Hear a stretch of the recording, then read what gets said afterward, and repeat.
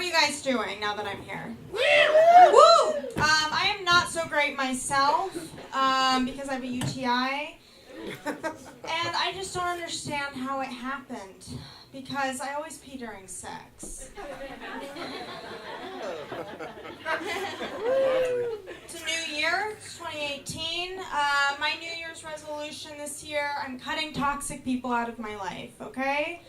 No more friends covered in hydrofluoric acid who think it's cool to eat lead. Okay, enough is enough. I live in LA and I've lived there for 2 years now.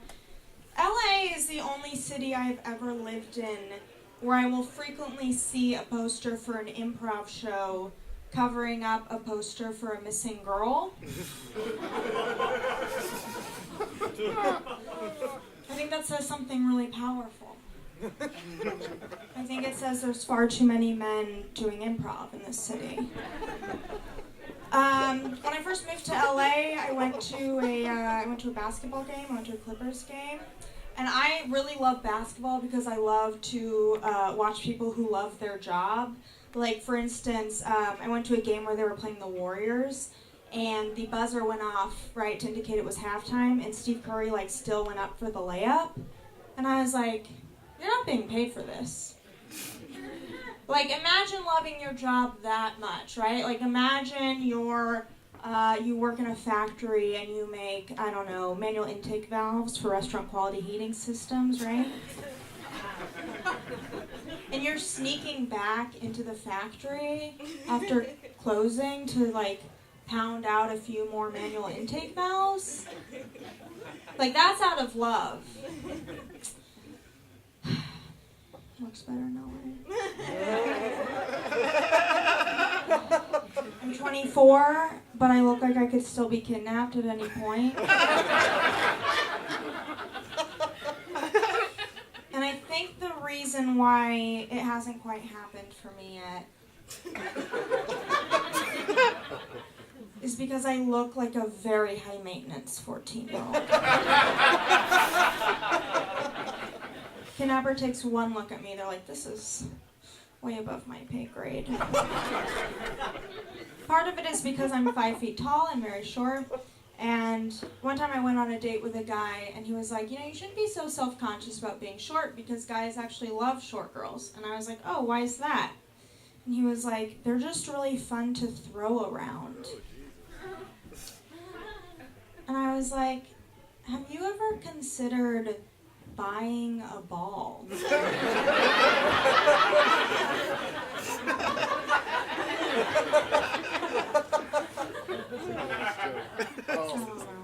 It's all fun and games until you find out the girl from the Amber Alert is taller than you. I'm trying to get better at dating, so I've started doing things a little bit differently. I stopped carrying around pepper spray with me because that's no way to leave an impression. I also learned guys find it very hot when they see me tie a cherry stem into a knot using just my hands. They're like, she's so practical. I'm good about giving guys space, as long as I'm also in that same space. You won't even notice I'm there. No, but I do have a tendency to get attached pretty easily. For instance, I was listening to the radio the other day, and a song by Steely Dan came on, and I had to turn it off because I used to date someone who is a dad.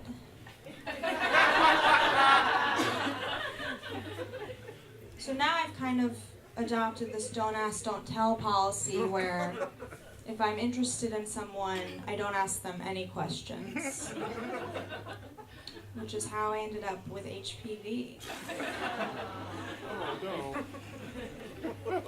Fellas, if you carry HPV, you should also be able to carry on a conversation. It It's fine, though. I ruined that relationship. My phone had this weird glitch where it would always autocorrect hey to I am pregnant. And I was like, I use contractions.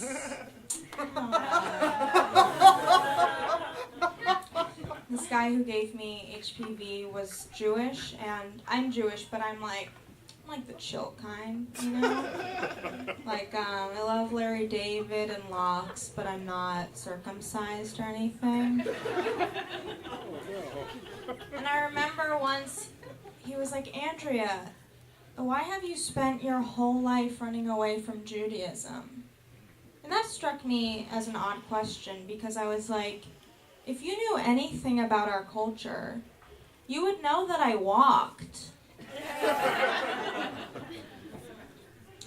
I most recently got out of a relationship with a noncommittal socialist. And that was really interesting because I was like, it's so brave of you to put a label on your politics, but not us.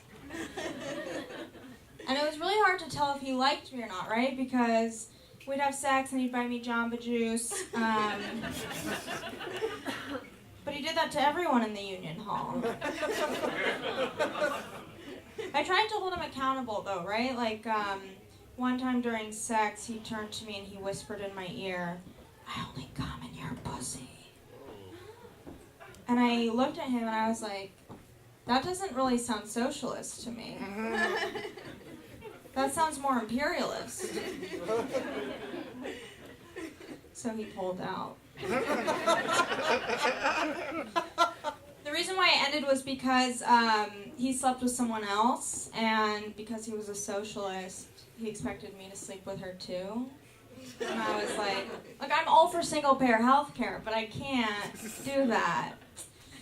I don't know. Breakups are really hard when you break up with someone you're in a relationship with. If someone had approached me, I think, and had been like, you only have 6 weeks left to live, I would have been like, can we just make it one? I don't know. I read an article the other week. It was in the New York Times, and it said that running for an hour a day makes you live 7 years longer. Which sucks, because I used to really enjoy running, and now I have to stop. I nanny during the week for money, and it's a pretty good gig. I like the kids. I think they're starting to warm up to me and trust me. The 5-year-old I babysit asked me if I always wanted to be a babysitter. And I told her the truth, which is that when I was her age, I wanted to be the first female astronaut to go to space who eats that ass. The 10-year-old I babysit, she told me recently that she has a secret candy stash, and I was like, what are you talking about? And she was like, well, I only get treat once a week. So at the end of each week, I take a little bit of candy and I bring it to the attic, and now I have a candy stash. And I was like, this is historic. This is amazing. Because I realized that I am the babysitter for Diabetic Anne Frank.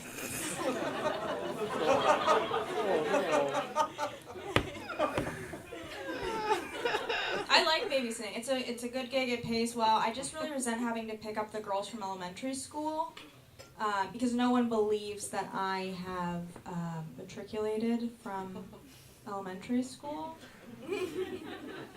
So I kind of just get assimilated into the classroom and have to learn about the parts of belief until their mom comes to pick us up. And let me tell you, there are more parts than you would expect. Okay, I'm going to say it again. Let me tell you, there are more parts than you would expect. Thank you so much. I've been Andrea.